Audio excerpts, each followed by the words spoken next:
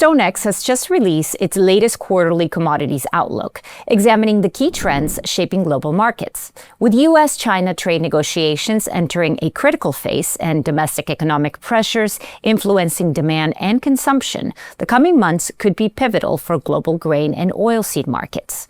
I'm Johanna Bota, and joining us to discuss the shifting dynamics in China's agricultural sector is Ivy Lee, commodity market analyst at StoneX. Ivy, welcome. Thank you for being with us today. Thank you for having me. So you mentioned in your report that the fourth quarter of 2025 could be a critical time for U.S.-China agricultural trade. What makes this period so important? Basically, the Q4 is typically a peak export season for the U.S. to export its agricultural products to China, while the major other exporters in the southern hemispheres are busy with planting their next crops. In normal years, China buys tens of millions of U.S. agricultural products, but the trade is completely halted because of the ongoing trade war with the United States. So that creates a serious problems for U.S. farmers, because it's impossible for them to find alternative markets with the demands comparable to China. So that is why the U.S. President Donald Trump faces enormous pressures from the farmer groups, and he is keen to push for sales when he meets Chinese President Xi Jinping later this month in South Korea at the APEC summit.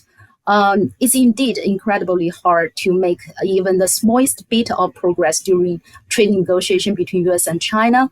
But given the massive efforts that has been put into rounds of negotiations for months, I think there is still a hope for U.S. and China to reach a sort of trade deal at or after the meeting between the two leaders.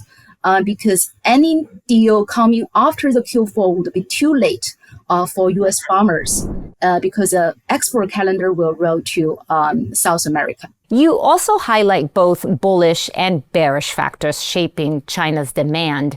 Can you walk us through what those are and how they might balance out? I would say definitely. A potential trade deal between U.S. and China could be the biggest bullish factor to look at, because the market never likes uncertainties, and the stable relationship between U.S. and China benefit economies for both countries. More importantly, it could unlock substantial Chinese purchase of U.S. commodities. I would say back to the fundamental. The deflationary pressure in China and the softening consumer market could be the key bearish factors that would likely continue to suppress China's overall demand for food and grains. In addition to that, because China's demand for oilseeds and grains is primarily driven by the demand for animal feed, mainly for pigs. But currently, the pig production in China is in deep trouble. The oversupplied issues could force substantial herd costs, thereby reducing the demand for pig feed. That is also bearish. But looking on the positive side, the trade disruptions which limit the supply for one kind of commodities could boost the demand for another. For example, China's trade war with Canada limits the supply of rapeseed meal, and that could create alternative demands for the soybean meal.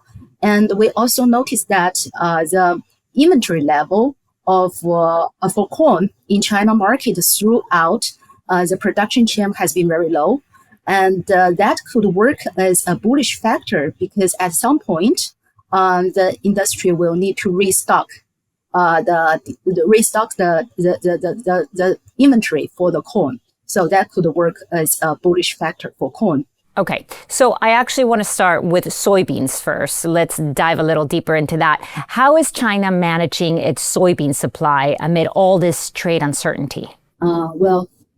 People now less worry about the supply even if without the U.S. soybeans, because China is well buffered with massive strategic reserves built up since the first trade war.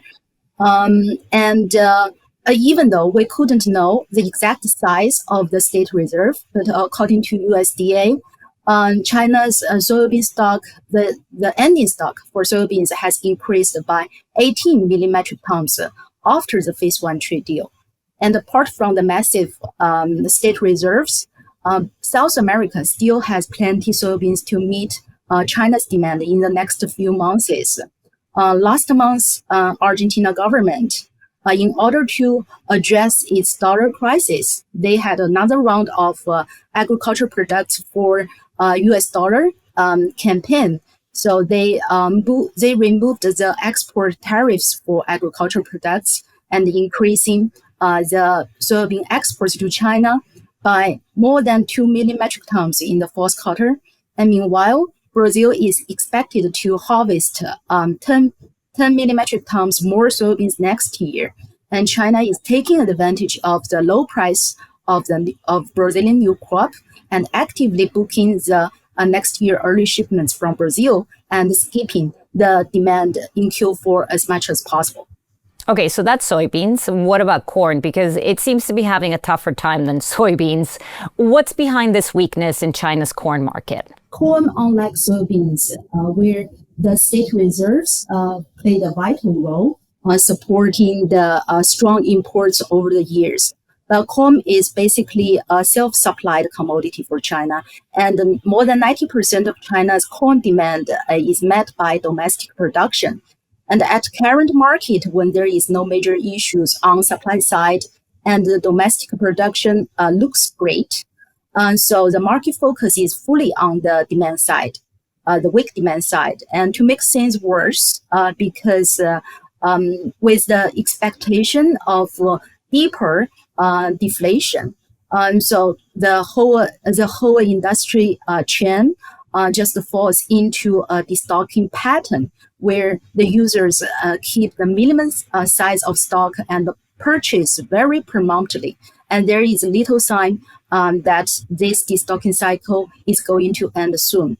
1/3 of corn in China is used to produce starch for food processing, and that part of demand is hampered by slowing catering spending. We have seen that starch factories in China operate the production capacity 7 to 8% lower compared to last year. And the feed use, which consumes 60% of China's corn, also faces a huge challenge from the weak meat demand.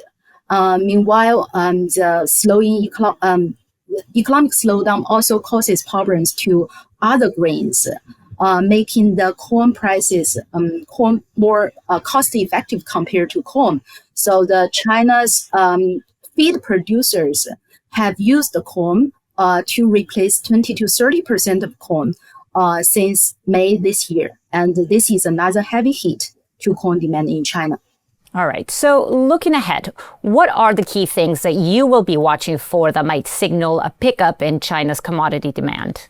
First and foremost, how's the trade negotiation go between U.S. and China could be a directional indicator, in my opinion.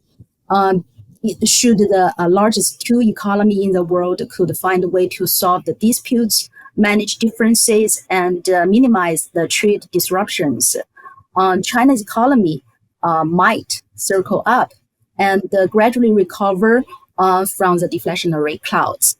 And I will also keep a close eye on China's macro policy and the government's plan to stabilize the market expectations and address the deflationary pressures, and that will directly impact China's commodity demand.